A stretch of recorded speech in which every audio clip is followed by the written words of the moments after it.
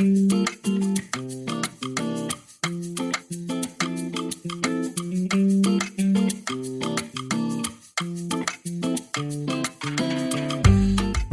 unos días, el 23 de abril, fue Sant Jordi, una de las fiestas más celebradas en Cataluña. Para mí, pero también para mucha gente, es uno de los días favoritos del año. Es una festividad que no está vinculada ni a la religión, ni a la historia, ni a territorios. Más bien diría que es una fiesta de la cultura y de la amistad, donde se compran libros o rosas para la gente que aprecias, o para uno mismo, que de vez en cuando también tenemos que tener detalles con nosotros mismos. El gremio de floristas dijo que en ese día se vendieron más de 6 millones de rosas en Cataluña, una región de unos 8 millones de habitantes. Hasta aquí todo ok, pero en lo que casi nadie había pensado es que la mayoría de esos 6 millones de rosas se vendían con un plastiquito que las envolvía. Casi nadie pensó en eso, pero nuestra invitada de hoy sí. Andrea García Bravo, investigadora del Instituto de Ciencias del Mar de Barcelona, puso un tuit diciendo que qué precioso era el día de Sant Jordi, pero que por favor prohibieran envolver las rosas en plástico. El tuit decía algo así como que es una pena que una fiesta tan bonita dañe el medio ambiente. Andrea no solo está pendiente de lo obvio que daña el medio ambiente, ella también está pendiente de otros contaminantes, en particular del mercurio o de derivados del mercurio, que de una manera silenciosa y camuflada pueden entrar en nuestro organismo para ponernos malitos o incluso matarnos. El mercurio es un componente de la naturaleza, pero tenemos alguna mala noticia. También es un elemento usado en algunas industrias que generan vertidos con alta cantidad de mercurio que arrojan al medio ambiente. Además, se encuentra en grandes cantidades en el permafrost, que es el suelo helado que está en los polos, y que al irse descongelando están poniendo ese mercurio en circulación. Existen unas bacterias en los suelos, también en los océanos, que transforman ese mercurio en un mercurio malo, que se llama metilmercurio. Saber dónde están esas bacterias es de gran importancia para controlar esos niveles de mercurio que nos pueden hacer daño. Si necesitamos a Andrea para ver un trozo de plástico de 50 o 60 centímetros, imaginaros la importancia de Andrea para monitorizar o vigilar una molécula de mercurio que podrían estar a niveles elevados más cerca de lo que pensamos.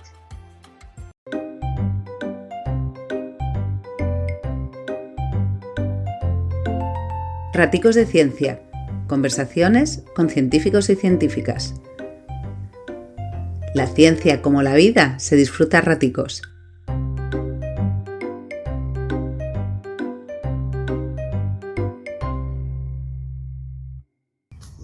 Buenas tardes, Andrea.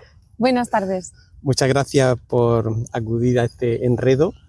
Estamos aquí enfrente del mar, por Barcelona. Hemos tenido la idea idílica de hacerlo enfrente del mar, pero no ha salido bien. Se ve el mar. Entonces nos hemos tenido que alejar un poco. No ha salido bien porque había mucha gente pasando por allí y demás, pero bueno, estamos cerquita y lo estamos viendo. Hay muchas cosas de ti que me interesan y que creo que le pueden interesar a la gente, a los científicos y a los no científicos, por el tema en el que trabajas del metilmercurio y de la toxicidad del metilmercurio, pero también por tu carrera científica, ¿no? Y así, para empezar, me gustaría preguntarte, tengo curiosidad, cómo fue ese salto, porque viendo tu currículum, acabaste la carrera en Madrid y de ahí directamente te fuiste a hacer la tesis a Suiza. Y eso es como hacer 3 escalones de golpe. Sí. ¿Cómo fue eso? Bueno, lo primero, muchas gracias por invitarme, porque estas cosas siempre hacen mucha ilusión y yo creo que son muy importantes. Y luego, la clave, estos 3 escalones que no se suelen poner en el currículum, son un Erasmus. Uh-huh. Y yo me acuerdo que en tercero, cuando yo estudiaba, eran 4 años la carrera, y yo quería irme en tercero de carrera, porque nunca había ido al extranjero, no había viajado, no hablaba casi idiomas. Dije, yo me voy en tercero y si suspendo alguna tengo cuarto para recuperar todas las que suspenda, ¿no? Yo me quería ir a Inglaterra a aprender inglés, pero Inglaterra era el destino más pedido y los de último año tenían preferencia. Entonces me tocó Ginebra, que tuve que ir ahí más o menos a explorar exactamente dónde estaba, de Suiza, Y lo reflexioné un día y dije, bueno, si lo importante es irse, ¿qué más da que hablen francés que inglés? Lo importante es irse y aprender. Y me fui de Erasmus a Ginebra en un programa maravilloso, en un máster de ciencias ambientales. Todas mis asignaturas estaban dentro de un máster de ciencias ambientales en la Universidad de Ginebra, con un foco muy fuerte del estudio de los lagos y los embalses. Entonces muchos profesores las prácticas no las hacían en el lago Le Mans, el lago de Ginebra. Y ahí le echaste el ojo al tema o al grupo de la tesis, ¿no? Sí, yo a ellos y ellos a mí. Ah, ok. Yo a ellos porque me encantaron las prácticas, los profes, nos fuimos dos semanas a los Alpes, estudiamos un lago, toda una cuenca, todo fue precioso. Y muy buenos profes, y luego yo me volví, no suspendí asignaturas, menos mal. Ajá. Volví, acabé la carrera y después de acabar la carrera me fui a hacer prácticas con ellos. Pues las típicas prácticas que hacemos gratis por aprender. Sí. Y entonces les gusté mucho. Es verdad que de ese programa en Ciencias Ambientales yo conocía todas las asignaturas y todas las prácticas porque las había hecho todas. Y la tesis surgió de una oportunidad, no afortunada, pero un profe tenía muchísimo trabajo y entró lo típico que pasa en ciencia y en profesores que estaba en burnout. Y necesitaban otra persona para ayudar con las prácticas, con el máster. En el momento adecuado, en el lugar adecuado, ¿no? Y me dijeron, ¿te quieres quedar aquí 5 años con un contrato de asistente, de profesor, y mientras haces la tesis? Sí. Y dije, allá vamos. O sea que el metilmercurio te encontró a ti en lugar de hecho, es que no trabajaban en mercurio ellos. Ajá. Ellos hacían elementos traza, que son los otros metales, muy el hierro, el cromo, el cadmio, el zinc. Y mi director de tesis, que era del este, de Polonia, trabajaba con unos rumanos que estaban cerca de un embalse que recibía aguas industriales de una planta cloralcali que emite mercurio. Sí. Y mi director de tesis, que no trabaja con mercurio, dijo, Andrea, ¿a ti te interesaría? Sí. Y yo que he dormido toda mi vida, con una piedra de cinabrio que cogió mi madre en Almadén, real, dije, sí, vamos a ver qué hay ahí. Y empezamos la línea de mercurio y el metilmercurio con mi director de tesis polaco. Fue un poco él que también dijo, venga, vamos a innovar, Andrea. Qué bien, qué bien. Y luego te fuiste de postdoc a Suecia y seguiste con el metilmercurio también. Eso ya sí que imagino que lo buscarías tú un poco más, ¿no? Sí, hay 2 maneras de buscar los postdocs, eso, que te contraten o que te den tu propia financiación. Sí. Pues yo siempre he buscado mi propia financiación y claro, yo escribo y sé de mercurio, así que seguí con el mercurio, aparte que me gusta mucho el tema de investigación. Sí. Es muy interdisciplinar, puedes hacer análisis químicos, microbiológicos, con organismos, desde peces, tienes que integrar muchas cosas. Muchas, ¿no? Personas, ¿no? Claro. Sí, lo he estado, de hecho, aquí tenemos un paper impreso tuyo, reciente del 2022, que me lo he estado ojeando y es cierto que integra muchas cosas. En este caso es de metilmercurio en una turbera, ¿no? Sí. Y cómo los microorganismos que hay ahí modifican el mercurio, digamos, para hacerlo metilmercurio. Pero bueno, para la gente que nos esté escuchando, igual hay que explicarle bien el proceso de cómo el mercurio pasa a metilmercurio, cómo se convierte en tóxico. Y tú has hecho además muchas visitas o charlas de divulgación a colegios y institutos. Entonces, cuando tú llegas a un instituto, a chavales de 15 años, ¿cómo le explicas que el mercurio se convierte en algo tóxico? Ya, casi todo el mundo ahora sabe que el mercurio es tóxico porque en las pilas no puede haber mercurio, porque ya los termómetros no son de mercurio. Y la verdad es que de cuando yo empecé mi tesis y a investigar en el 2005-2006, que todavía había termómetros de mercurio, ahora mis charlas de divulgación han cambiado, porque yo empezaba antes con ¿a quién no se le ha roto un termómetro de mercurio? Y todo el mundo ha jugado con las bolitas, ¿no? Del mercurio. Claro. Bueno, pues ahora no. Ahora tengo que explicar que es un contaminante, que es tóxico, que es natural, está en la corteza terrestre, pero cuando lo sacas de una fase sólida, de una roca, y lo pones en disolución, pues claro, eso se puede transformar, microorganismos lo pueden cogen una forma química, que es el mercurio inorgánico, y lo transforman en otra, que es el orgánico, y que Esta otra, pues por su composición química, pasa fácilmente a una alga, bueno, a la cadena trófica acuática. Y lo que sí que me suele resultar fácil, no en los colegios, pero en público más general, es hablar del atún, que casi siempre se lo prohíben a las embarazadas. Sí, sí, sí. Y es porque el atún tiene, al ser un pez grande, ser un pez que come muchos peces, acumula mucho mercurio, y cuando nos lo comemos nosotros, pues ya comemos mucho mercurio también, y pasa fácil al embrión. Entonces, ahí más o menos la gente sí que suele estar al corriente.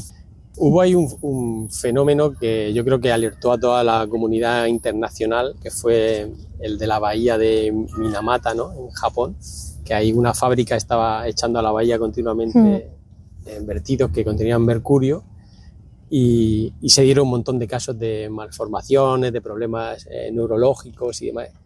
¿Fue eso realmente la primera vez que hubo una alerta o a nivel ambiental? Fue la primera vez que se reconoció que todos esos efectos eran debidos a una intoxicación por mercurio, y fue sobre todo por el consumo de pescado de esa bahía de Minamata, y un pescado que era muy, muy, muy contaminado porque la industria estaba echando unas cantidades pues muy elevadas de mercurio. Y esos problemas neurológicos, claro, en adultos eran reversibles, porque claro, en un embrión imagino que sería más, ¿no?, el feto sería más problemático, ¿no? Sí, hay daños neuronales que no son reversibles realmente, y hay otros procesos que tenemos nosotros mismos de detoxificación, de eliminación del mercurio. Entonces, cuando el daño neuronal no es muy grande, puedes volver a bajar tus niveles y encontrarte bien, pero si el daño neuronal es muy importante, ya en adultos no es reversible. Y se habla de esto, ¿no?, de la posibilidad de que haya mucho metilmercurio en atún, o que haya metilmercurio en atún, y que comer mucho atún es malo. Se habla mucho, pero yo creo que la gente no le tiene miedo, es la sensación que me da, ¿no? ¿No te parece que sí, así? Es que se nos han juntado dos cosas en paralelo. Uno es que cada vez hay una mayor concienciación ambiental en general y de la alimentación, y la otra también es que esto también se está magnificando, y hay la dieta hiperproteica, y muchas de estas dietas es un consumo de proteína, y depende de dónde este consumo de proteína puede venir del atún, por ejemplo. Que se abusa mucho, ¿no?, de comes todos los días atún, pues. Yo en las charlas estas de divulgación para más locales pongo fotos de las malformaciones de Minamata, pero claro, cuando lo ves en Japón o lo ves tan lejos no te sueles sentir identificado, ¿no? Pero pongo al presentador de la Ruleta de la Fortuna, que salió en los medios, él mismo diciendo que después de 10 años de un consumo abusivo de atún, se encontraba muy mal, y se ve claramente en las fotos cómo él iba perdiendo peso, cómo él no estaba bien, y él mismo sale diciendo que estaba intoxicado de mercurio y su enfermedad era la de Minamata. Qué bueno, eso es muy importante, ¿no?, el que alguien público lo diga. Estaba pensando que obviamente hay muchos sitios con minas en países no tan desarrollados y que no están tan pendientes de esas cosas, que tienen que estar pasando estos síndromes de Minamata, ¿no? ¿Tenéis noticias de algunos casos, o alguien ha ido allí a buscar casos de contaminación de mercurio? Mucho. Esto hay otra polémica relacionada con el mercurio. Está la convención de Minamata, en honor a lo que pasó en Minamata, que prohíbe el uso y comercialización de mercurio. Esta convención algunos países la han ratificado, otros no, pero la han firmado más de 130 y ya la han ratificado más de 100. Vale, esto implica que no se puede comercializar con el mercurio, y el mercurio se ha utilizado muchísimo, y aquí va la problemática, para extraer oro. Porque el oro y el mercurio hacen una amalgama. Tú pones polvo de mercurio los llaman sombreros, que son unas grandes plataformas con polvo de mercurio dentro, la pasas en ríos, la pasas en sitios donde sabes que hay minas de oro, pero son los restos, ¿no?, de las minas de oro, y ellos se hacen sus amalgamas, van a su casa, las queman, el mercurio en teoría desaparece porque se volatiliza, y se quedan con las pepitas de oro, y lo que pasa es que se están respirando todo ese mercurio, y hay un montón de malformaciones. Ese mercurio, aparte del que se respiran al quemarlo en casa, es que todo el mercurio que están echando en los ríos, por ejemplo, pasa a la cadena trófica, luego comen otra vez los peces. Entonces, digamos que el mercurio causa toxicidad por dos maneras. Uno, al inhalar, y después el metilmercurio, que va a océanos, lagos y demás, y por la cadena trófica, ¿no? Sí, el metilmercurio de forma natural no está en los ecosistemas, el metilmercurio se forma, es decir, no emitimos, la roca no es metilmercurio, es mercurio inorgánico, y entonces cuando esto lo disolvemos y ya entra en los ecosistemas, sí que hay microorganismos que forman metilmercurio. Ese metilmercurio pasa a las cadenas tróficas, a los peces, al pescado que consumimos. Y claro, eso es una vía a la que las sociedades, en teoría, más desarrolladas, está expuesta. Pero luego hay un montón de países, y más ahora con el precio del oro, que hacen esta explotación, y cuando tienes una gran concentración de mercurio volátil en el aire y lo inhalas, estás expuesto. Y es muy dramático también, sí. Pues es que no es a lo que estamos acostumbrados en nuestro entorno, pero es un gran problema mundial. Una de las cosas que me llamó mucho la atención es que me contaron que tú aquí en el ICM podías medir los niveles de mercurio de una persona con un trozo de pelo. Sí. ¿Cómo de complicado es eso? ¿Qué aparato? Facilísimo. Es un aparato muy fácil, y la medida pues, son 5 minutos. O sea, muy fácil. Es que, y por eso cuando me embarco en los barcos, en las expediciones oceanográficas, les pido a los tripulantes pelo, y me traigo el pelo y lo mido, o mis compañeros. O por ejemplo ayer que fui al médico, me dicen en la revisión médica del trabajo, ¿con qué reactivos trabajas? Con mercurio. Ah, pues te voy a medir el mercurio en sangre. Y digo, yo me lo mido en el pelo. Ya lo traigo medido de casa. Yo me lo mido en el pelo, digo, porque así hago controles. Y dice, uy, pues tu medida va a ser mucho más fiable. Dice, pero bueno, yo lo tengo que poner obligatoriamente en el informe y te lo voy a medir en sangre. Y me dijo, te doy pelo. Y sí, es muy fácil, y además es un buen indicador porque realmente te indica una exposición más prolongada. Pues, no sé, quizás tienes en sangre un nivel un poco más grande o superior si has comido un atún el día anterior, pero no acumulas todo, ¿no? Entonces, la medida de pelo es muy fácil. Si alguien quiere que le mida, que me mande un mail y yo le mido. Pues mira, una de las cosas que hice ahí una correlación, ahora, bueno, yo soy de Murcia, y en Murcia estamos muy entusiasmados ahora con Carlos Alcaraz, el tenista, y en alguna entrevista ha dicho que él, una de sus claves para mantenerse bien y tal, que cuida mucho la dieta, que come sano, pero que come mucho sushi. Y yo, mira, cuando te escuché que Alcaraz estaba comiendo mucho sushi, ahí dije, uy, que aquí puede haber un conflicto. Que me mande pelo. Es que en el Hespérides, es un buque oceanográfico, el médico precisamente comía un montón de sushi. Y me dijo, yo como mucho sushi, y yo le dije, yo te voy a medir a ver cuánto tienes. Y realmente dio mucho. O sea, dio mucho, comía mucho sushi, y dio, te digo el valor, da igual, 11 ppm, que es un valor que la Organización Mundial de la Salud ya ha demostrado que por encima de 10 ya puede haber efectos tóxicos. Dije, a ver, por favor, hay que cambiar la dieta, hay que reducir durante 6 meses, un año, evitar el pescado crudo, evitar los grandes predadores, y ahora, justo que unos compañeros se han embarcado, me traen pelo de este médico a ver si ha bajado los niveles. Porque son los síntomas, claro, ser neurológicos, pueden ser de coordinación y demás, pero también la unión neuromuscular puede ser que afecte también a la musculatura, ¿no? Al cansancio general, no sé cuáles son los síntomas. Sí, es que este es un poco difícil de detectar porque los síntomas son muy diferentes. Afecta al sistema nervioso central. Eso puede implicar movimiento, puede implicar cansancio, pero también afecta a los riñones, también afecta al hígado. No es fácil de detectar en sí. O tú ya dices que es que consumes mucho atún, o si no, no es fácil, porque es algo muy general. Es curioso que en la Seguridad Social igual no tengan este sistema, ¿no? de medir el mercurio en pelo. O bueno, quizás si lo hacen en sangre ya, pues, y lo tienen ya automatizado o algo así, ¿no? No sé cómo lo miden en la seguridad social, Sí. la verdad. Sé que es en sangre, imagino que, no sé, Sería utilizan- interesante, ¿no? Correlacionar tus medidas en pelo con las de Con de sangre. sangre. A ver si funciona. Lo hemos hecho precisamente en Sudamérica, en unos de estos sitios que está cerca de una de las minas, y sí que correlacionan. No siempre, porque claro, la medida de sangre es más puntual y la de Sí. pelo es un poquito más temporal, pero por lo general altas concentraciones en sangre son altas concentraciones en pelo y van relacionadas con Sí. un consumo elevado de pescado y del tipo de pescado. Sí, entonces la idea un poco para la gente que esté escuchando es no emparanoiarse con el sushi, no asustarse mucho, pero ojo, cuidado, que un consumo excesivo de esto, los pescados grandes pueden acumular mucho metilmercurio y puede ser tóxico. Entonces yo estaba con esa idea de decir, bueno, esto es preocupante, pero no mucho.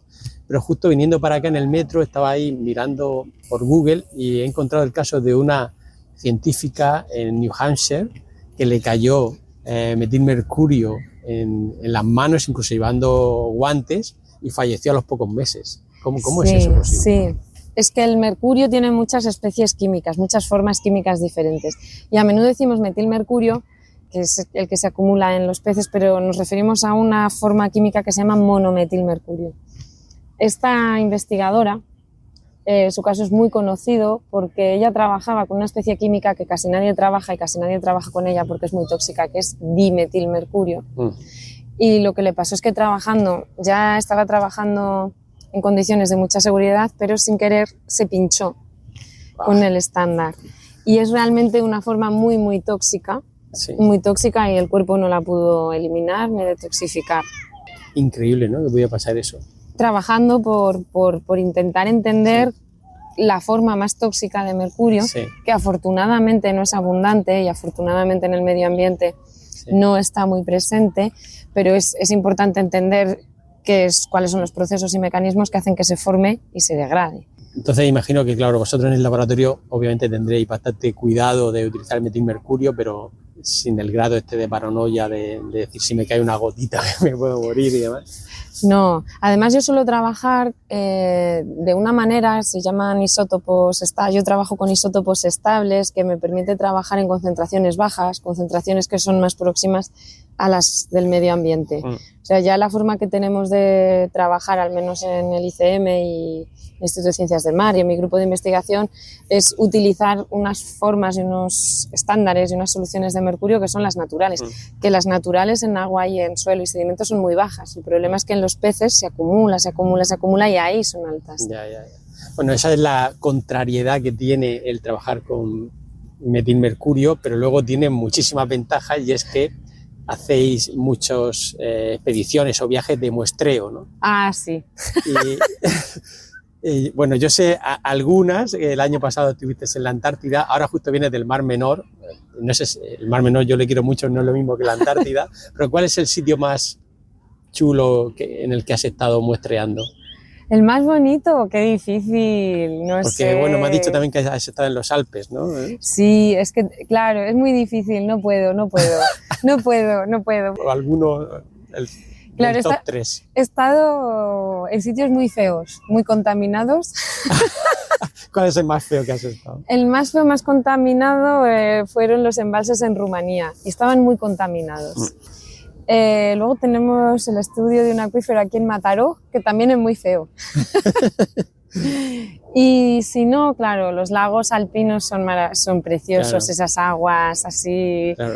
Glaciares, claro. Son muy bonitas. Luego, claro, mi estancia en Suecia, tengo el paisaje boreal, con sus lagos boreales y sus aguas que pueden ser muy transparentes o muy, muy oscuras por los ácidos húmicos del suelo. ¿Has visto auroras? Sí. No las he muestreado. Las he ido a ver, claro, qué suerte, ¿no? Poder viajar y ver auroras boreales y los paisajes. La Antártida fue muy especial, muy, muy especial, aparte de la fauna, por los icebergs y el color de los icebergs y el frío que hacía. Eso, y sentir que tú en tu buque oceanográfico, que ya piensas que es grande, eres un puntito de ese iceberg. Sí. Eso fue muy especial y fue muy bonito. Sí. Hace 2 o 3 episodios entrevisté a una científica chilena que decía que le gustaba ir a paisajes inmensos como el desierto de Atacama para sentirse chiquito, ¿no? Y veo que tú vas también un poco por ahí, ¿no? Esa sensación de en la Antártida de sentirte pequeñito. Sí, la magnitud, ¿no? y la inmensidad de la naturaleza, que en las ciudades se nos olvida, claro. Sí, sí. Y tú cuando vas de muestreo, claro, imagino que habrá 2 vertientes. Una es a ver cuánto mercurio hay por aquí y segundo, qué microorganismos o qué bacterias hay por aquí que pueden transformar el mercurio inorgánico en metilmercurio. Imagino, estoy aquí ya tirando un poco del hilo, que la razón por la que ha sido al Mar Menor es por estos fenómenos de anaerobiosis que ha habido, porque las bacterias anaerobias, las que funcionan sin oxígeno, son normalmente las que hacen esta transformación del mercurio bueno al mercurio malo, ¿no? Yo creo que ya sabes de mercurio más que yo, Julia. Sí, bueno, es que el Mar Menor el Mar Menor es uno de mis sitios favoritos, he de decir, porque es ese paisaje precioso que si cuidamos es precioso y si no lo cuidamos es frágil y se destroza, Sí, ¿no? sí. Sí, o sea, es verdad, las bacterias, todo el mercurio es malo, todas las formas de mercurio son malas, pero es verdad que el metilmercurio es a la que estamos expuesta porque comemos pescado, ¿no? Y es verdad que en el Mar Menor hay 2 cosas.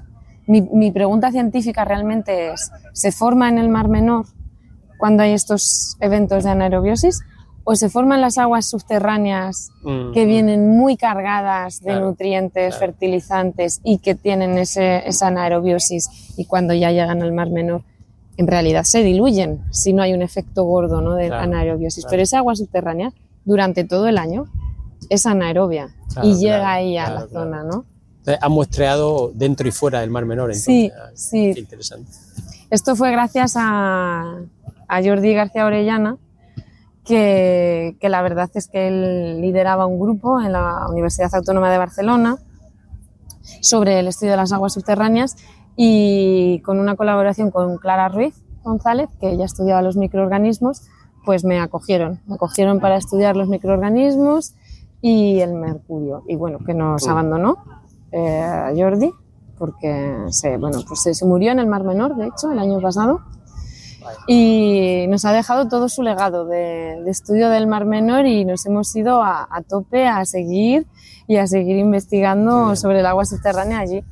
Me ha gustado esto que has dicho, que el Mar Menor puede llegar a ser precioso o puede llegar a convertirse en una cloaca.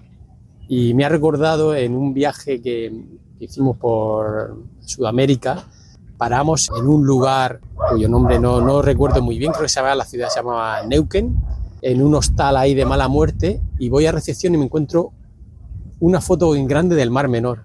Y me quedo mirándola y digo, ¿usted sabe lo que es eso? Y dice, sí, ese es el Mar Menor, está en España. Tal. Digo, es que yo soy de allí. Y dice, pues es que yo vi esta foto y dije, yo quiero ir allí. Y fui con mi familia y lo vi, es realmente precioso.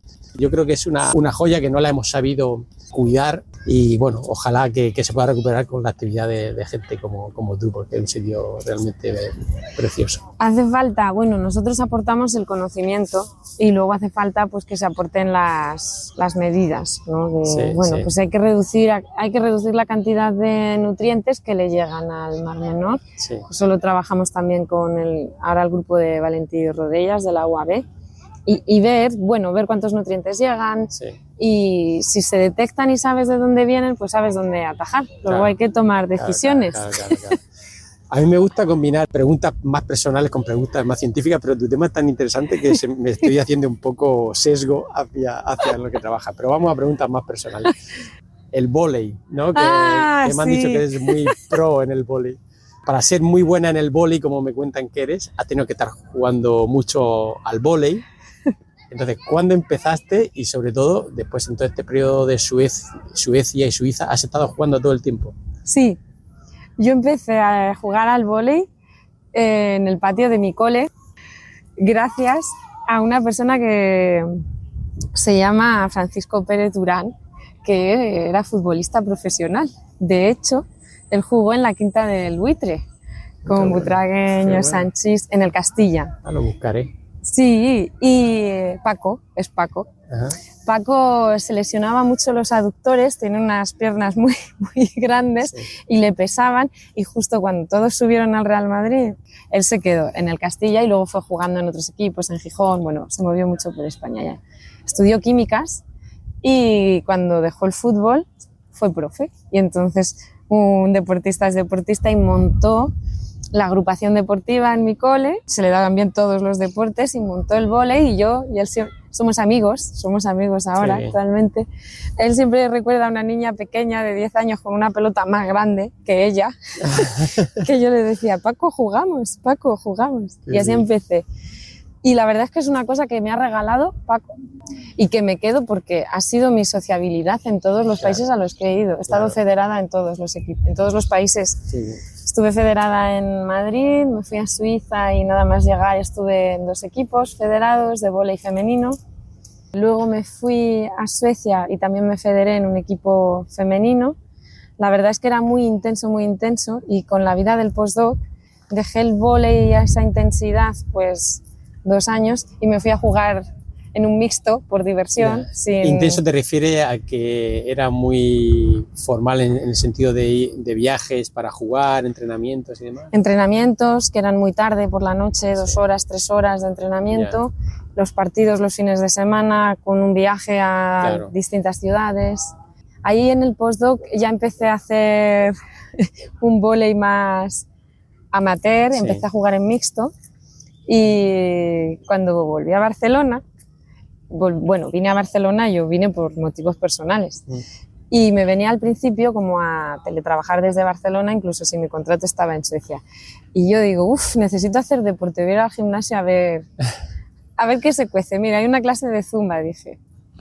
Llegué tarde y entonces no pude entrar, me daba vergüenza, y digo, bueno, pues voy a hacer bici, a ver, y veo un equipo de voleibol entrenando justo enfrente de la sala, y esperé 1 hora haciendo bici hasta que acabaron de entrenar, y dije, oye, es que yo vengo aquí de vez en cuando, ¿puedo unirme con vosotros? Sí. Y ahora es mi equipo, soy la capitana, son maravillosos. Este año, después del COVID, nos hemos vuelto a federar, estamos ahí súper unidos, y ha sido mi parte social en todos sitios. Claro, lo que tú dices, ¿no? El deporte siempre te abre puertas para conocer gente. Sí, y además es un deporte de equipo, sí. Que el concepto es hacer equipo, ¿no? ¿Y ahora estáis en una liga a nivel de la provincia, local? O... Sí, de Barcelona provincia.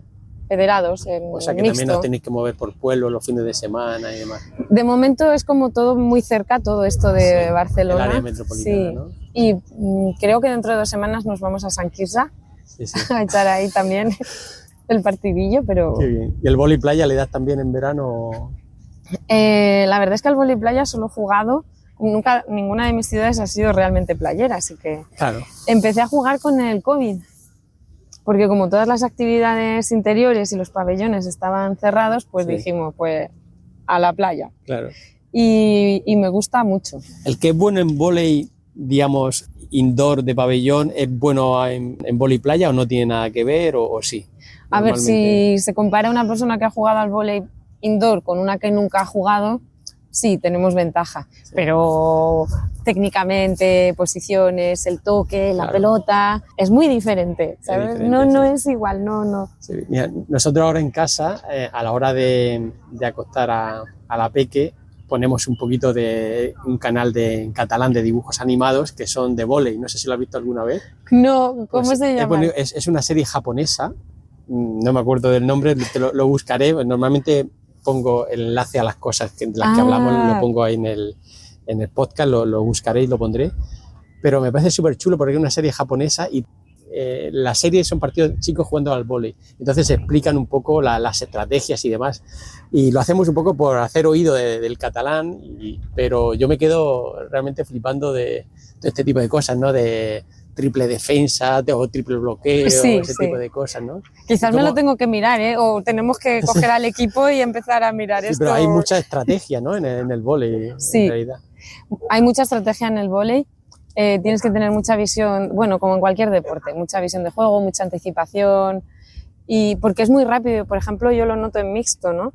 los chicos son mucho más explosivos y tienes que intentar leer mejor, estar ya en posición antes de que te rematen, Claro, porque si no, no llega. luego correr, y no, o sea, no vas a llegar.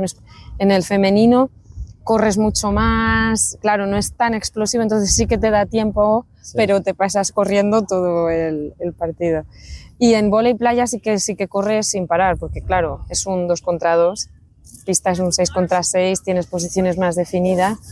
Qué interesante. Pues nada, a ver si convencemos a la familia de ir algún día ahí a verte. Algún Y partidillo. ahí aplicamos lo que vemos en los cómics estos japoneses con vuestro juego. Cuando yo era pequeña habían Juana y Sergio, Era- que eran unos dibujos japoneses de vóley, y luego otros que se llamaban Julia. pues igual Y- son estos, ¿eh? Porque vamos, modernos no tienen pinta de No ser modernos. son, podrían ser, ya miraré el enlace. ¿Y cuál es el próximo viaje o la próxima expedición a muestrear que tienes así en mente? En mente ya las tengo, o sea, ya van rodadas. En mayo nos vamos a Panarea, que está en Italia, cerca de Milazzo, y son unas islas preciosísimas, Madre pero mía, qué preciosísimas. Hemos visto vídeos y todo, que hay fuentes hidrotermales submarinas. Sí.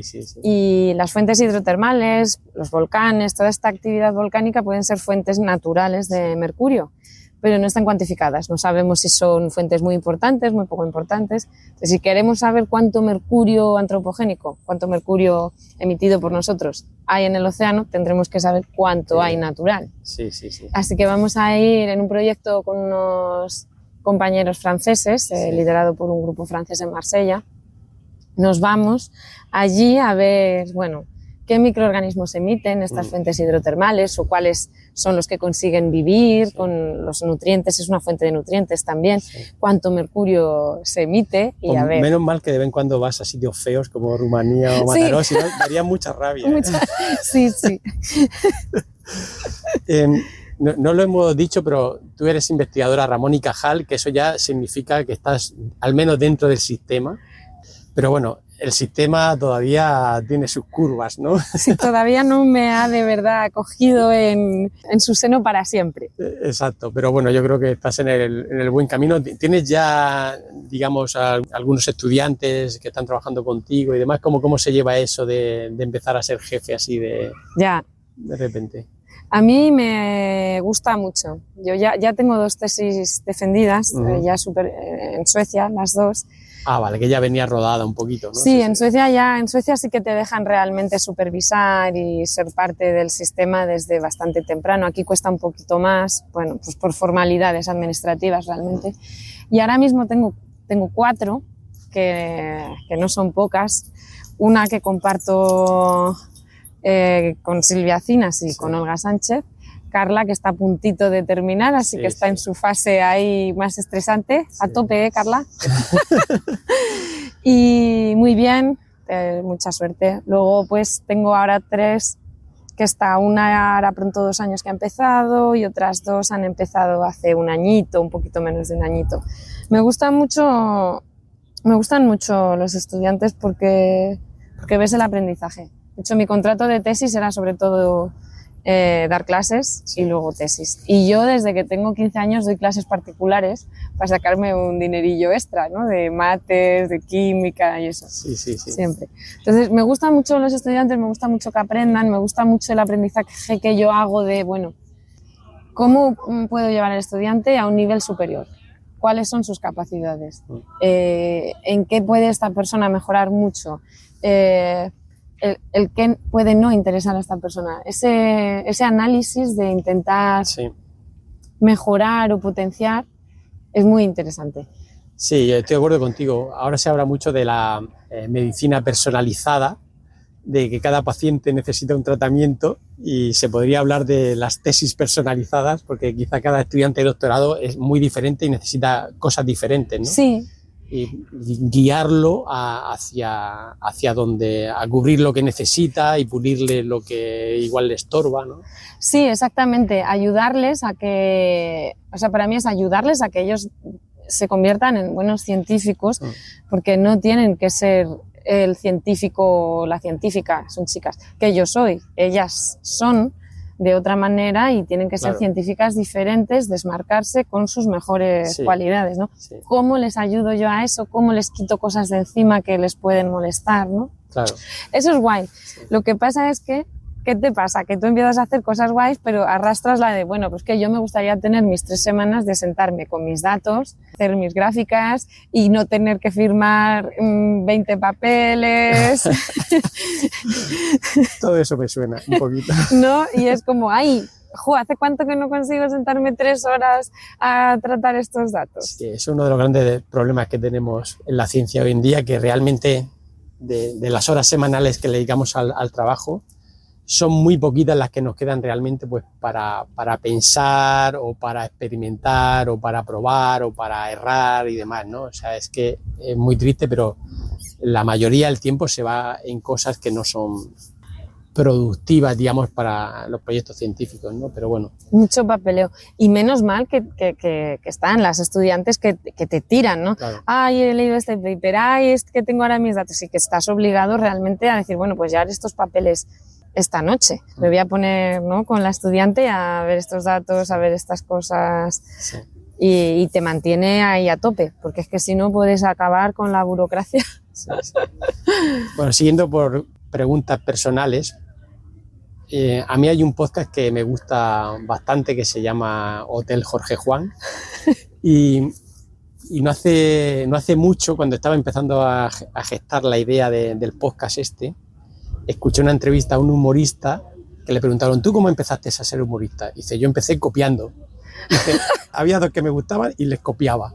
Dice, es la mejor manera de empezar, copiando cosas. Dice, después ya vas perfilando un poco tu estilo y tal.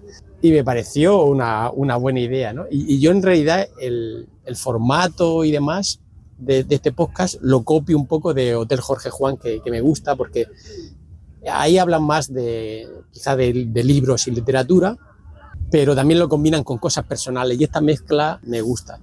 Y hay un momento en este podcast que hace como un cuestionario más personal y hay una pregunta que le hace a muchos de los invitados que me encanta, que es, ¿cuál es tu idea de felicidad perfecta? Ah, ¿A ti te gusta el vóley, te gusta viajar, pero en qué momento te encuentras como plena, decir, qué a gustito estoy? es que yo creo que en esta combinación, a mí me gusta ir en bici al trabajo, o sea, cualquier sitio, porque he pasado tantos años en un país poco poblado como Suecia y no en una ciudad pequeñita, con ciervos desde mi ventana, que los veía, Sí. que mi felicidad perfecta es más o menos lo que tengo aquí en Barcelona con el vóley, los amigos, el trabajo, mis campañas, que a mí me gusta viajar. Pero bueno, si le quitamos el 70% de la población a Barcelona, no porque me sobre nadie, para nada, todo lo contrario, pero necesitaría una ciudad más chiquinina yo.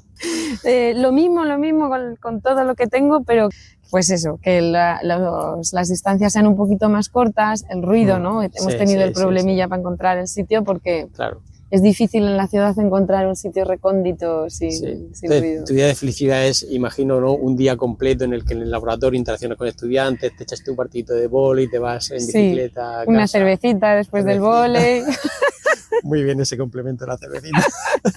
y a la cama y ya estoy, me acuesto cansadísima del día intenso que he tenido, que son como me gustan a mí, Qué bien, y así. qué bien, qué bien. Es que la ciencia cada día es diferente, porque eso, en el laboratorio has hecho una cosa, al día siguiente has hecho otra, o la reunión con un estudiante de una temática, al otro día es de otra temática, obviamente siempre Mercurio, pero fuentes hidrotermales, o el Mar Menor, Sí, sí. y luego el deporte, que es fundamental para nivelar serotoninas y cosas de estas. Sí, sí, sí. Antes estabas hablando de Suecia, de unos lagos que eran muy bonitos y demás. Y con Suecia me pasa una cosa curiosa. He hablado con un par de personas que han vivido durante unos años en Suecia y durante un momento de su vida dijeron, me quedo aquí a vivir porque aquí se está muy bien. O sea, como que enamora mucho. Pero luego a este par de personas le pregunto, oye, quizá este verano vamos a estar por Suecia unos días por motivo de trabajo y tal, ¿qué visitaría? Y dicen, pues no hay tanto en Suecia, vete a Noruega. y ese contraste de me quedaría aquí a vivir, pero no vengas aquí de turismo, ¿Realmente no hay paisajes bonitos en Suecia como para ir allí de turismo? Sí, pero es muy bosque plano. Entonces es muy bonito el bosque boreal, pero es monótono. Uh-huh. Realmente tienes que hacer muchísimos kilómetros para que el tipo de vegetación cambie. ¿Qué pasa? Que en Noruega tienes las montañas, tienes los glaciares, Claro. tienes los fiordos. Entonces, en una superficie similar visitas paisajes más diferentes y espectaculares. Sí. ¿Qué tiene Suecia? La calidad de vida. Es que eso enamora, porque trabajas menos horas, tiene unos servicios públicos bastante bueos, es decir, las guarderías son gratis. Sí. Los niños se quedan en casa el primer año de vida y hay, no sé si son 15 meses de baja de maternidad y paternidad a distribuir entre los dos progenitores y luego ya van a la guardería y no que pagar dinero. Si los niños se ponen malos, se llama papaledig o mamaledig y no tienes que dar explicaciones, nada más que estoy de papaledig. Claro, se vive muy bien. Sí. ¿Dónde te ves tú o cómo te ves tú de aquí a 10 años en el mundo de la ciencia o como científica? ¿Cómo te gustaría verte? ¿Te gustaría seguir haciendo lo mismo? ¿En algún momento te gustaría cambiar de alguna manera, aprender alguna cosa nueva o hacer alguna variación? ¿Tener un grupo más grande o estás contenta con este número de gente que manejas? O mirándolo de otra manera, ¿tienes alguna referencia de decirme, mira, dentro de 10 años me gustaría ser un científico o una científica como esta persona? Yo tengo muchos referentes. Bueno, Jordi era uno de estos referentes porque era un profesor muy integrador, muy acogedor, muy inquieto, por eso le parecía genial que de repente viniese gente que hace mercurio, gente que hace microorganismos y combinar, ¿no? Entonces ese sería un referente, como me gustaría, 50 años tenía, pues de aquí a 10 años me encantaría, ¿no? Tener esa visión o esa capacidad de aglutinar sí. más cosas, ¿no? Sí. Porque yo ahora me integro, ¿no? mucho afortunadamente en proyectos con Jordi Dax, que ha sido el primero que me ha llevado de campaña oceanográfica y él estudia contaminantes orgánicos y me ha llevado con él en su campaña para que yo haga el mercurio, ¿no? Jordi García Orellana hacia Groundwater, aguas subterráneas, y yo me he acoplado. Pues creo que lo único que me gustaría es tener esa capacidad, ese dinero, pues ya como que ya estás asentado y ya la gente pues viene a ti y te conoce para yo poder integrar. ¡Ay, qué bien, me voy de campaña! Jordi Dax, vente conmigo, ¿no? Sí. Pero exceptuando eso de que me gustaría a mí dar la posibilidad a otros investigadores de sumarse a mi proyecto, yo me imagino igual. No quiero más de 4 doctorandos que tengo ahora. Sí. Me gustaría intentar tener siempre 2 postdocs, que es como esta fase intermedia, ya que además intelectualmente pueden ser en un tema mejores que tú y te hacen mejorar. Que traigan alguna línea nueva. Total, sí. Eso es lo único. Si no, igual, me veo igual. Oye, pues ya fantástico. Si ya lo que quieres conseguir de aquí a 10 años ya lo tienes. Con un mejor sueldo. Bueno. La verdad.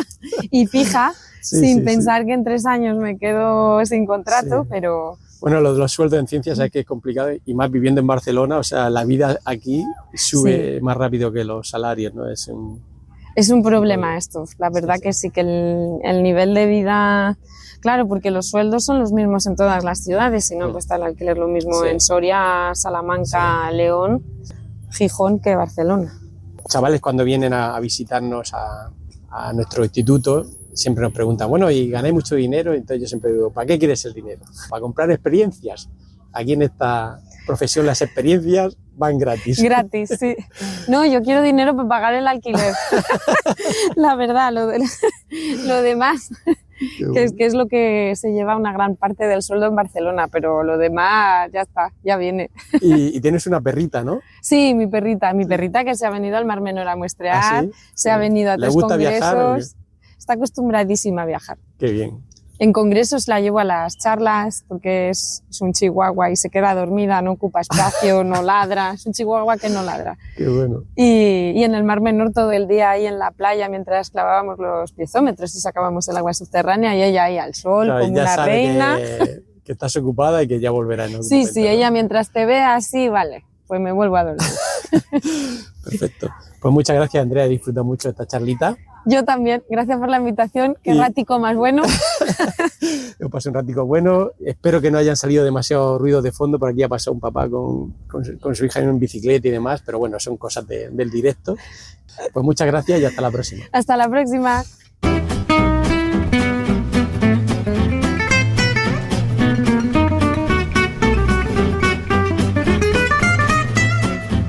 Hasta aquí Raticos de Ciencia.